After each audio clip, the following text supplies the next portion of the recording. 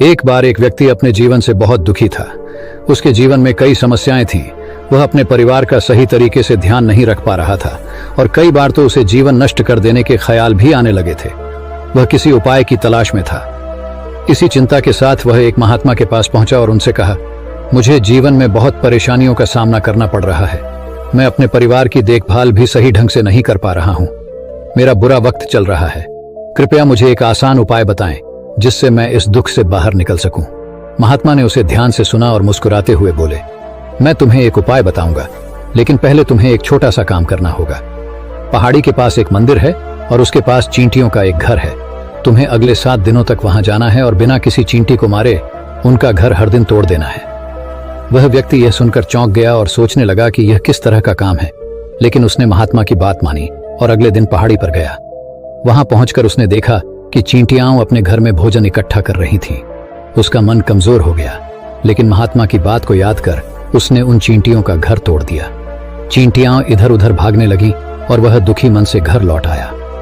अगले दिन वह फिर से पहाड़ी पर गया और देखा कि चींटियों ने फिर से अपना घर बना लिया था। उसे यह देखकर आश्चर्य हुआ कि इतनी मेहनत के बावजूद उन्होंने फिर से घर बनाया है।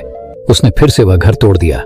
वह लगातार यह करता रहा, लेकिन चींटियां हर बार नया घर बनाती रहीं।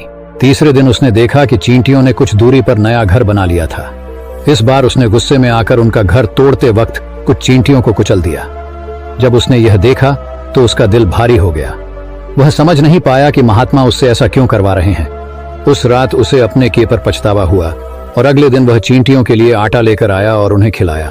7वें दिन वह महात्मा के पास पहुंचा और बोला, महात्मा जी, मैंने चींटियों का घर कई बार तोड़ा, लेकिन अंत में मैं खुद को रोक नहीं पाया। मैंने उनके प्रति दया महसूस की और उन्हें नुकसान पहुंचाना बंद कर दिया। अब मुझे कोई रास्ता नहीं दिख रहा है जिससे मैं अपने बुरे समय से बाहर आ सकूं।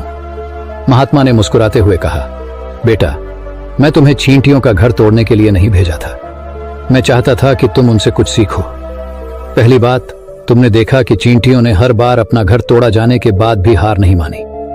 हर बार वे अपना नया घर बनाती रहीं। यही जीवन का सबसे बड़ा सबक है। चाहे जितनी भी बार तुम्हारा जीवन कठिनाई से भरे, तुम कभी हार मत मानो। बार बार प्रयास करो, क्योंकि जब तक तुम हार नहीं मानते तुम वास्तव में हारते नहीं हो। उन्होंने आगे कहा, दूसरी सीख ये है कि जब बुरा समय आता है तो हमें लगता है कि यह समय कभी नहीं जाएगा, लेकिन यह समय भी एक दिन गुजर जाएगा। जीवन में धैर्य और निरंतर प्रयास ही सफलता का मूल मंत्र है।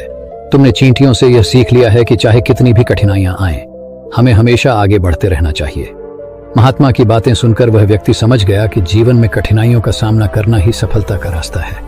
उसने महात्मा से विदा ली और अपने जीवन को नए उत्साह और आत्मविश्वास के साथ जीने का संकल्प किया।